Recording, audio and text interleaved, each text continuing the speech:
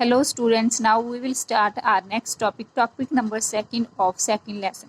ਅੱਜ ਜੋ ਆਪਾਂ ਟੌਪਿਕ ਕਰਨਾ ਉਹ ਹੈਗਾ phases of circular flow of income, ਜਿਹਨੂੰ ਪੰਜਾਬੀ ਦੇ ਵਿੱਚ ਆਮਦਨ ਦੇ ਪੜਾਅ ਬੋਲਿਆ ਜਾਂਦਾ। ਠੀਕ ਹੈ, ਹੁਣ ਦੇਖੋ ਕਹਿੰਦੇ circular flow of income has 3 phases. ਕਹਿੰਦੇ ਜਿਹੜਾ ਆਮਦਨ ਦਾ ਚੱਕਰੀ ਵਹਾਅ ਉਹਦੇ 3 ਫੇਜ਼ ਆ ਜੋ ਅੱਜ ਆਪਾਂ ਪੜ੍ਹਨੇ ਆ। ਉਹ ਕੀ ਆ? Production phase, distribution phase and last one is expenditure phase. ਠੀਕ ਹੈ, ਇਹਨੂੰ ਪੰਜਾਬੀ ਦੇ ਵਿੱਚ ਉਤਪਾਦਨ ਪੜਾਅ, ਵੰਡ ਪੜਾਅ ਅਤੇ ਖਰਚ ਪੜਾਅ ਵੀ ਬੋਲਿਆ ਜਾਂਦਾ। ਕਲੀਅਰ। ਹੁਣ ਆਪਾਂ ਇਹਨੂੰ ਪੜ੍ਹਦੇ ਹਾਂ ਕਿ ਪ੍ਰੋਡਕਸ਼ਨ ਫੇਜ਼ ਕੀ ਆ, ਡਿਸਟ੍ਰੀਬਿਊਸ਼ਨ ਫੇਜ਼ ਕੀ ਆ ਤੇ ਐਕਸਪੈਂਡੀਚਰ ਫੇਜ਼ ਕੀ ਆ ਤੇ ਆਪਸ ਵਿੱਚ ਕਿੱਦਾਂ ਜੁੜੇ ਹੋਏ ਨੇ। ਠੀਕ ਹੈ, ਪਹਿਲਾਂ ਆਪਾਂ ਐਕਸਪਲੇਨ ਕਰਾਂਗੇ ਪ੍ਰੋਡਕਸ਼ਨ ਫੇਜ਼ ਨੂੰ। ਓਕੇ, ਹਾਂ ਜਿਵੇਂ ਕਿ ਆਪਾਂ ਨੂੰ ਨਾਮ ਤੋਂ ਹੀ ਕਲੀਅਰ ਆ, ਫਸਟ ਕੀ ਆ? Production phase. ਕਹਿੰਦੇ ਕੀ ਹੁੰਦਾ ਇਹਦੇ ਵਿੱਚ? In the production phase goods and service are produce by production units for which they hire factors of production like land, labor, capital and entrepreneur। ਠੀਕ ਹੈ, ਕਹਿੰਦੇ ਪ੍ਰੋਡਕਸ਼ਨ ਫੇਜ਼ ਦੇ ਵਿੱਚ ਗੁਡਸ ਤੇ ਸਰਵਿਸ ਵਸਤੂਆਂ ਤੇ ਸੇਵਾਵਾਂ ਨੂੰ ਪ੍ਰੋਡਿਊਸ ਕੀਤਾ ਜਾਊਗਾ। ਹੁਣ ਵਸਤੂਆਂ ਤੇ ਸੇਵਾਵਾਂ ਨੂੰ ਪ੍ਰੋਡਿਊਸ ਕੌਣ ਕਰਦਾ, ਬਣਾਉਂਦਾ ਕੌਣ ਆ? ਆਪਾਂ ਨੂੰ ਪਤਾ ਕਿ ਉਹਨਾਂ ਨੂੰ ਪ੍ਰੋਡਕਸ਼ਨ ਯੂਨਿਟਸ, ਠੀਕ ਹੈ, ਜਿਹੜੇ ਆਪਣੇ ਪਹਿਲਾਂ ਵੀ ਪੜ੍ਹ ਚੁੱਕੇ ਆ ਕਿ ਪ੍ਰੋਡਕਸ਼ਨ ਸੈਕਟਰ ਹੁੰਦਾ, ਠੀਕ ਹੈ, ਉਹਨੂੰ ਪ੍ਰੋਡਕਸ਼ਨ ਯੂਨਿਟਸ ਵੀ ਬੋਲਦੇ ਆ। ਉਹਨਾਂ ਦੁਆਰਾ ਕੀ ਆ ਵਸਤੂਆਂ ਤੇ ਸੇਵਾਵਾਂ ਨੂੰ ਬਣਾਇਆ ਜਾਂਦਾ। ਠੀਕ ਹੈ, ਵਸਤੂਆਂ ਤੇ ਸੇਵਾਵਾਂ ਬਣਾਉਣ ਲਈ ਆਪਾਂ ਨੂੰ ਪਤਾ ਵੀ ਉਹਨਾਂ ਨੂੰ ਲੈਂਡ ਵੀ ਚਾਹੀਦੀ ਹੈ, ਲੇਬਰ ਵੀ ਚਾਹੀਦੀ ਹੈ, ਕੈਪੀਟਲ ਵੀ ਚਾਹੀਦੀ ਆ, ਠੀਕ ਹੈ, ਇੰਟਰਪ੍ਰੀਨਿਓਰ ਵੀ ਚਾਹੀਦਾ। ਠੀਕ ਹੈ, ਸੋ ਇਹਨਾਂ ਨੂੰ ਕੀ ਬੋਲਿਆ ਜਾਂਦਾ? ਫੈਕਟਰ ਆਫ ਪ੍ਰੋਡਕਸ਼ਨ ਬੋਲਿਆ ਜਾਂਦਾ ਸਾਰਿਆਂ ਨੂੰ। ਸੋ ਜਿਹੜਾ ਪ੍ਰੋਡਕਸ਼ਨ ਯੂਨਿਟ ਹੁੰਦੀ ਆ ਇਹ ਸਾਰਾ ਕੁਛ ਹਾਇਰ ਕਰਦੀ ਹੈ। ਠੀਕ ਹੈ, ਆਪਾਂ ਨੂੰ ਪਤਾ ਕਿਹਦੇ ਤੋਂ ਹਾਇਰ ਕਰਦੀ ਹੈ, ਖਰੀਦਦੀ ਕਿਹਦੇ ਤੋਂ ਆ? ਇਹ ਹਾਊਸ ਹੋਲਡ ਸੈਕਟਰ ਤੋਂ। ਸੋ ਦੇਖੋ ਕਹਿੰਦੇ production of goods and service by firms cause generation of income. ਦੇਖੋ ਜਦੋਂ ਗੁਡਸ ਤੇ ਸਰਵਿਸ ਬਣ ਕੇ ਤਿਆਰ ਹੋ ਜਾਂਦੀਆਂ, ਠੀਕ ਹੈ, ਗੁਡਸ ਐਂਡ ਸਰਵਿਸ ਪੂਰੀ ਤਰ੍ਹਾਂ ਬਣ ਕੇ ਤਿਆਰ ਨੇ ਤੇ ਉਹਨਾਂ ਨੂੰ ਵੇਚਣ ਦੇ ਲਈ ਮਾਰਕੀਟ ਵਿੱਚ ਭੇਜ ਦਿੱਤਾ ਜਾਂਦਾ। ਹੁਣ ਆਪਾਂ ਨੂੰ ਪਤਾ ਜਦੋਂ ਗੁਡਸ ਤੇ ਸਰਵਿਸ ਨੂੰ ਵੇਚਿਆ ਜਾਊਗਾ ਤੇ ਉਹਦੇ ਤੋਂ ਕੀ ਹੋਊਗੀ? ਇਨਕਮ ਪ੍ਰਾਪਤ ਹੋਊਗੀ। ਠੀਕ ਹੈ, ਸੋ ਪ੍ਰੋਡਕਸ਼ਨ ਫੇਜ਼ ਇਨਕਮ ਦੇ ਨਾਲ ਜੁੜਿਆ ਹੁੰਦਾ। ਸੋ ਇਹਨੂੰ ਫੇਜ਼ ਨੂੰ ਜਿਹੜਾ ਪ੍ਰੋਡਕਸ਼ਨ ਫੇਜ਼ ਆ ਇਹਨੂੰ ਜਨਰੇਸ਼ਨ ਆਫ ਇਨਕਮ ਫੇਜ਼ ਵੀ ਬੋਲਿਆ ਜਾਂਦਾ ਵੀ ਇਹਦੇ ਨਾਲ ਕੀ ਆ? ਇਨਕਮ ਜਨਰੇਟ ਹੁੰਦੀ ਹੈ, ਪੈਦਾ ਹੁੰਦੀ ਹੈ। ਠੀਕ ਹੈ, ਨੈਕਸਟ ਦੇਖੋ ਡਿਸਟ੍ਰੀਬਿਊਸ਼ਨ ਫੇਜ਼, ਜਿਹਨੂੰ ਵੰਡ ਫੇਜ਼ ਵੀ ਬੋਲਿਆ ਜਾਂਦਾ। ਠੀਕ ਹੈ, ਇਨ ਡਿਸਟ੍ਰੀਬਿਊਸ਼ਨ ਫੇਜ਼, ਡਿਸਟ੍ਰੀਬਿਊਸ਼ਨ ਦਾ ਮਤਲਬ ਹੁੰਦਾ ਵੰਡ। ਹੁਣ ਦੇਖੋ ਕੀ ਆ ਜਿਹੜੀ ਪ੍ਰੋਡਕਸ਼ਨ ਯੂਨਿਟ ਆ ਉਹਨਾਂ ਨੂੰ ਕੀ ਚਾਹੀਦਾ? ਫੈਕਟਰ ਆਫ ਪ੍ਰੋਡਕਸ਼ਨ ਚਾਹੀਦੇ ਆ, ਲੈਂਡ, ਲੇਬਰ, ਕੈਪੀਟਲ ਤੇ ਇੰਟਰਪ੍ਰੀਨਿਓਰ। ਠੀਕ ਹੈ, ਫਿਰ ਉਹ ਕੀ ਆ? ਹਾਊਸ ਹੋਲਡ ਤੋਂ ਇਹਨਾਂ ਫੈਕਟਰਸ ਆਫ ਪ੍ਰੋਡਕਸ਼ਨ ਨੂੰ ਹਾਇਰ ਕਰਦੀ ਹੈ, ਖਰੀਦਦੀ ਆ ਤੇ ਪਰਚੇਜ਼ ਕਰਦੀ ਹੈ। ਠੀਕ ਹੈ, ਫਿਰ ਕੀ ਹੈ? ਡਿਸਟ੍ਰੀਬਿਊਸ਼ਨ ਫੇਜ਼ ਦੇ ਵਿੱਚ ਕੀ ਹੁੰਦਾ? Firms make factor payments to the households in form of rent, wages, interest and profit। ਠੀਕ ਹੈ, ਫਿਰ ਜਿਹੜੇ ਆਪਣੀਆਂ ਫਰਮਸ ਹੁੰਦੀਆਂ, ਪ੍ਰੋਡਕਸ਼ਨ ਯੂਨਿਟ ਹੁੰਦੀਆਂ ਡਿਸਟ੍ਰੀਬਿਊਸ਼ਨ ਫੇਜ਼ ਦੇ ਵਿੱਚ ਲੈਂਡ, ਲੇਬਰ, ਕੈਪੀਟਲ, ਇੰਟਰਪ੍ਰੀਨਿਓਰ ਦੇ ਬਦਲੇ ਜੋ ਫੈਕਟਰ ਆਫ ਪ੍ਰੋਡਕਸ਼ਨ ਉਹਨਾਂ ਨੇ ਹਾਇਰ ਕੀਤੇ ਆ ਹਾਊਸ ਹੋਲਡ ਤੋਂ, ਠੀਕ ਹੈ, ਉਹਨਾਂ ਨੂੰ ਕੀ ਕਰਦੀ ਆ? ਫੈਕਟਰ ਪੇਮੈਂਟਸ ਕਰਦੀ ਹੈ ਇਨ ਦਾ ਫਾਰਮ ਆਫ ਲੈਂਡ ਦੇ ਬਦਲੇ ਰੈਂਟ ਦਿੰਦੀ ਆ, ਲੇਬਰ ਦੇ ਬਦਲੇ ਉਹ ਵੇਜਸ ਦਿੰਦੀ ਆ, ਠੀਕ ਹੈ, ਕੈਪੀਟਲ ਦੇ ਬਦਲੇ ਰੇਟ ਆਫ ਇੰਟਰਸਟ ਐਂਡ ਇੰਟਰਪ੍ਰੀਨਿਓਰ ਦੇ ਬਦਲੇ ਉਹਨਾਂ ਨੂੰ ਪ੍ਰੋਫਿਟ ਦਿੰਦੀ ਆ। ਤਾਂ ਕਰਕੇ ਇਹਦੇ ਵਿੱਚ ਵੰਡ ਕੀਤੀ ਜਾਂਦੀ ਆ। ਠੀਕ ਹੈ, ਪੇਮੈਂਟਸ ਦੀ ਵੰਡ ਕੀਤੀ ਜਾਂਦੀ ਹੈ, ਤਾਂ ਕਰਕੇ ਇਹਨੂੰ ਡਿਸਟ੍ਰੀਬਿਊਸ਼ਨ ਫੇਜ਼ ਬੋਲਿਆ ਜਾਂਦਾ। ਕਲੀਅਰ। ਇਸ ਤੋਂ ਅੱਗੇ ਆ ਐਕਸਪੈਂਡੀਚਰ ਫੇਜ਼। ਠੀਕ ਹੈ, ਇਨ ਐਕਸਪੈਂਡੀਚਰ ਫੇਜ਼ ਜਿਹਨੂੰ ਕਿ ਖਰਚ ਦਾ ਪੜਾਅ ਵੀ ਬੋਲਿਆ ਜਾਂਦਾ, households incur expenditure of different goods and services. ਠੀਕ ਹੈ, ਆਪਾਂ ਨੂੰ ਪਤਾ ਡਿਸਟ੍ਰੀਬਿਊਸ਼ਨ ਫੇਜ਼ ਦੇ ਵਿੱਚ ਜੋ ਰੈਂਟ ਆ, ਵੇਜਸ ਆ, ਇੰਟਰਸਟ ਆ, ਪ੍ਰੋਫਿਟ ਇਹਨਾਂ ਦੇ ਬਦਲੇ ਕੀ ਆ? ਹਾਊਸ ਹੋਲਡ ਨੂੰ ਕੀ ਆ? ਪੇਮੈਂਟ ਪ੍ਰਾਪਤ ਹੋ ਜਾਂਦੀ ਹੈ। ਠੀਕ ਹੈ, ਪੇਮੈਂਟਸ ਮਿਲ ਜਾਂਦੀ ਹੈ, ਮਤਲਬ ਸਾਰਾ ਪੈਸਾ ਕਿਹਦੇ ਕੋਲ ਚਲਿਆ ਗਿਆ? ਹਾਊਸ ਹੋਲਡ ਕੋਲ। ਹੁਣ ਹਾਊਸ ਹੋਲਡ ਆਪਾਂ ਲੋਕ ਕੀ ਕਰਦੇ ਹਾਂ? ਗੁਡਸ ਤੇ ਸਰਵਿਸ ਨੂੰ ਖਰੀਦਦੇ ਹਾਂ, ਠੀਕ ਹੈ, ਉਹਨਾਂ ਤੇ ਕੀ ਕਰਦੇ ਹਾਂ? ਐਕਸਪੈਂਡੀਚਰ ਕਰਦੇ ਹਾਂ, ਖਰਚ ਕਰਦੇ ਹਾਂ। ਸੋ ਇਸੇ ਤਰ੍ਹਾਂ ਹੀ ਕੀ ਆ? ਇਹ ਫੇਜ਼ਸ ਚੱਲਦੇ ਰਹਿੰਦੇ ਆ ਤੇ ਇਨਕਮ ਦੁਬਾਰਾ ਕਿਹਨਾਂ ਕੋਲ ਚਲੀ ਜਾਂਦੀ ਹੈ? ਪ੍ਰੋਡਕਸ਼ਨ ਸੈਕਟਰ ਕੋਲ। ਇਸ ਤਰ੍ਹਾਂ ਦੇਖੋ ਇਹ ਆਪਸ ਦੇ ਵਿੱਚ ਇਹ ਸਾਰੇ ਫੇਜ਼ਸ ਜੁੜੇ ਹੋਏ ਆ। ਦੇਖੋ ਪਹਿਲਾਂ ਪ੍ਰੋਡਕਸ਼ਨ ਹੁੰਦੀ ਹੈ, ਪ੍ਰੋਡਕਸ਼ਨ ਫੇਜ਼, ਪ੍ਰੋਡਕਸ਼ਨ ਦੇ ਨਾਲ ਇਨਕਮ, ਠੀਕ ਹੈ, ਇਨਕਮ ਦੇ ਨਾਲ ਐਕਸਪੈਂਡੀਚਰ, ਜੇ ਐਕਸਪੈਂਡੀਚਰ ਦੇ ਨਾਲ ਫਿਰ ਉਹ ਪੈਸਾ ਕੀ ਹੈ? ਪ੍ਰੋਡਕਸ਼ਨ ਕੋਲ ਚਲਿਆ ਜਾਂਦਾ। ਇਸੇ ਤਰ੍ਹਾਂ ਕੀ ਹੈ ਇਹ ਫੇਜ਼ਸ ਆ ਜਿਹੜੇ ਪੜਾਅ ਇੱਕ ਦੂਜੇ ਨਾਲ ਜੁੜੇ ਹੋਏ ਆ। ਠੀਕ ਹੈ, ਇਹਨੂੰ ਸਰਕੂਲਰ ਫਲੋ ਆਫ ਇਨਕਮ ਬੋਲਿਆ ਜਾਂਦਾ। ਕਲੀਅਰ। ਇਸ ਤੋਂ ਅੱਗੇ ਆਪਣੇ ਟਾਈਪਸ ਆਫ ਸਰਕੂਲਰ ਫਲੋ। ਠੀਕ ਹੈ, ਬਹੁਤ ਹੀ ਜ਼ਿਆਦਾ ਇੰਪੋਰਟੈਂਟ ਆ ਕਿ ਆਮਦਨ ਦੇ ਜਿਹੜਾ ਵਹਾਅ, ਆਮਦਨ ਦਾ ਵਹਾਅ ਉਹਦੀਆਂ ਕਿੰਨੀਆਂ ਕਿਸਮਾਂ।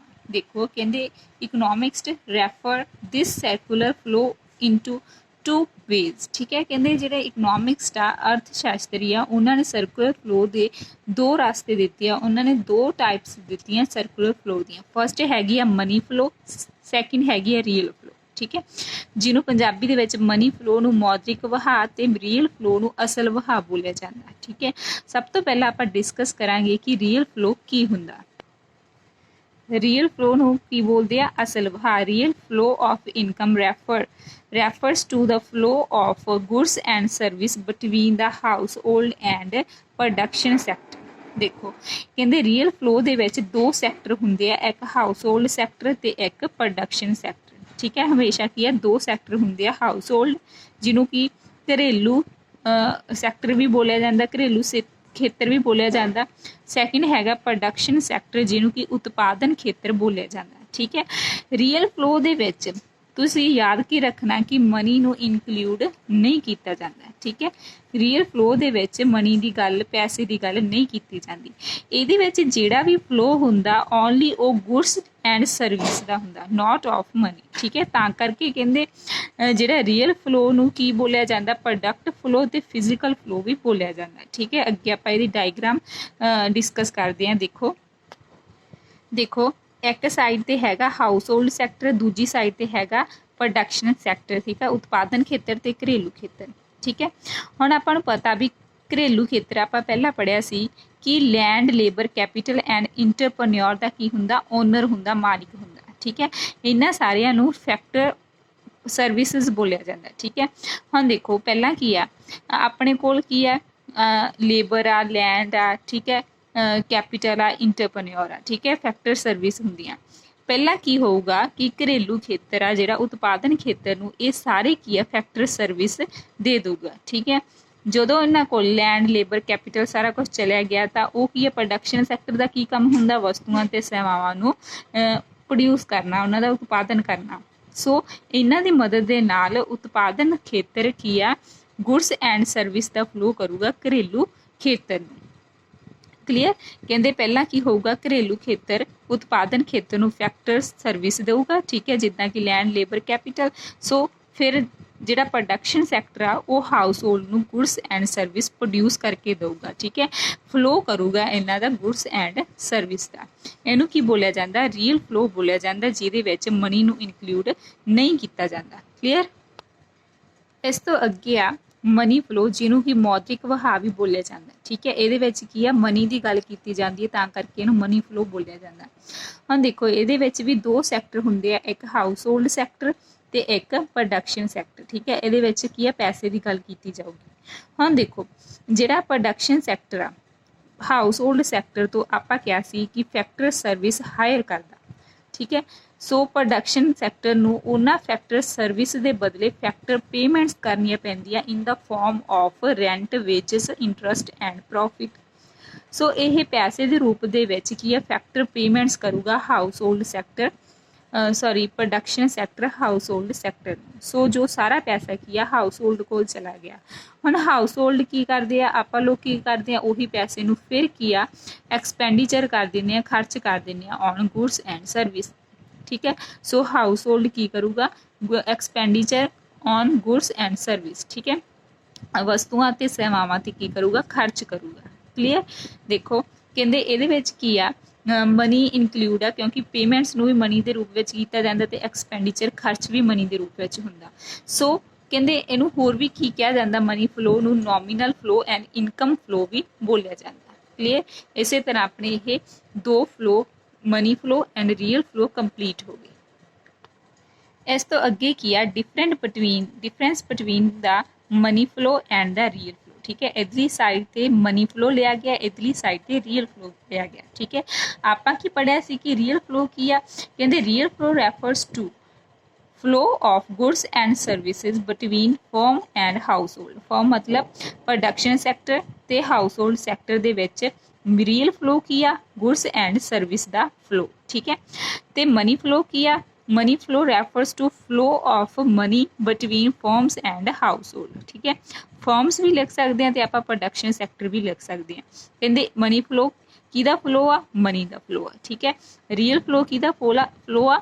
ਗੁਡਸ ਐਂਡ ਸਰਵਿਸ ਦਾ। ਠੀਕ ਹੈ, ਅੱਗੇ ਦੇਖੋ money flow involves exchange of money. ਆਪਾਂ ਨੂੰ ਪਤਾ ਵੀ ਮਨੀ ਫਲੋ ਦੇ ਵਿੱਚ ਮਨੀ ਐਕਸਚੇਂਜ ਕੀਤੀ ਜਾਂਦੀ ਹੈ। ਸੋ ਮਨੀ ਫਲੋ ਦਾ ਅਗਲਾ ਪੁਆਇੰਟ ਕੀ ਬਣ ਜਾਣਾ ਕਿ ਮਨੀ ਫਲੋ ਦੇ ਵਿੱਚ ਮਨੀ ਨੂੰ ਕੀ ਆ ਐਕਸਚੇਂਜ ਕੀਤਾ ਜਾਂਦਾ, ਮਨੀ ਦਾ ਵਟਾਂਦਰਾ ਹੁੰਦਾ।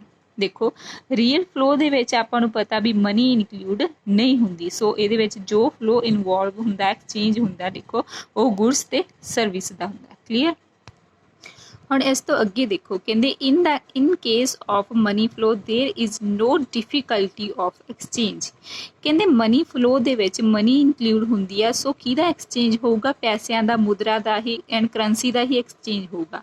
ਆਪਾਂ ਨੂੰ ਪਤਾ ਜਦੋਂ ਆਪਾਂ ਐਕਸਚੇਂਜ ਕਰਦੇ ਹਾਂ ਮਨੀ ਦਾ, ਸੋ ਆਪਾਂ ਨੂੰ ਕੋਈ ਵੀ ਉਹਦੇ ਦੇਣ ਲੈਣ ਦੇ ਵਿੱਚ ਕੋਈ ਪ੍ਰੋਬਲਮ ਨਹੀਂ ਆਉਂਦੀ। ਠੀਕ ਹੈ, ਮਨੀ ਨੂੰ ਐਕਸਚੇਂਜ ਕਰਨ ਦੇ ਵਿੱਚ ਕੋਈ ਪ੍ਰੋਬਲਮ ਨਹੀਂ ਆਉਂਦੀ। ਸੋ ਇਹਦੇ ਵਿੱਚ ਕੀ ਆ ਕਹਿੰਦੇ ਮਨੀ ਫਲੋ ਦੇ ਵਿੱਚ ਕਿਸੇ ਤਰ੍ਹਾਂ ਦੀ ਕੋਈ ਐਕਸਚੇਂਜ ਦੇ ਵਿੱਚ ਡਿਫੀਕਲਟੀ ਨਹੀਂ ਆਉਂਦੀ। ਠੀਕ ਹੈ, ਪਰ ਕਹਿੰਦੇ ਰੀਅਲ ਫਲੋ ਦੇ ਵਿੱਚ ਕੀ ਇਨਵੋਲਵ ਆ, ਆਪਾਂ ਪੜ੍ਹਿਆ ਸੀ ਗੁਡਸ ਤੇ ਸਰਵਿਸ ਇਨਵੋਲਵ ਆ। ਠੀਕ ਹੈ, ਸੋ ਜਦੋਂ ਗੁਡਸ ਤੇ ਸਰਵਿਸ ਨੂੰ ਐਕਸਚੇਂਜ ਕੀਤਾ ਜਾਂਦਾ, ਠੀਕ ਹੈ, ਉਹਦੇ ਵਿੱਚ ਕੀ ਆ ਡਿਫੀਕਲਟੀਜ਼ ਆ ਜਾਂਦੀਆਂ। ਠੀਕ ਹੈ, ਗੁਡਸ ਤੇ ਸਰਵਿਸ ਨੂੰ ਠੀਕ ਤਰ੍ਹਾਂ ਆਪਾਂ ਉਹਦਾ ਵਟਾਂਦਰਾ ਨਹੀਂ ਕਰ ਸਕਦੇ, ਦੇਣ ਲੈਣ ਨਹੀਂ ਕਰ ਸਕਦੇ। ਠੀਕ ਹੈ, ਬਾਰਟਰ ਐਕਸਚੇਂਜ ਹੁੰਦਾ ਗੁਡਸ ਨੂੰ ਗੁਡਸ ਨਾਲ ਐਕਸਚੇਂਜ ਕਰਨਾ। ਕਲੀਅਰ। ਸੋ ਇਹਦੇ ਵਿੱਚ ਕੀ ਹੈ ਡਿਫੀਕਲਟੀ ਪਾਈ ਜਾਂਦੀ ਆ। ਇਸ ਤੋਂ ਅੱਗੇ money flow is also known as nominal flow. ਠੀਕ ਹੈ, ਇਹਨੂੰ ਨੋਮੀਨਲ ਫਲੋ ਵੀ ਬੋਲਿਆ ਜਾਂਦਾ ਤੇ ਇਹਨੂੰ ਰੀਅਲ ਫਲੋ ਨੂੰ ਆਪਾਂ ਪੜ੍ਹਿਆ ਸੀ ਕਿ ਫਿਜ਼ੀਕਲ ਫਲੋ ਵੀ ਬੋਲਿਆ ਜਾਂਦਾ ਤੇ ਪ੍ਰੋਡਕਟ ਫਲੋ ਵੀ ਬੋਲਿਆ ਜਾਂਦਾ। ਇੱਥੇ ਆਪਣਾ ਇਹ ਲੈਕਚਰ ਫਿਨਿਸ਼ ਹੋ ਜਾਂਦਾ। Thank you students.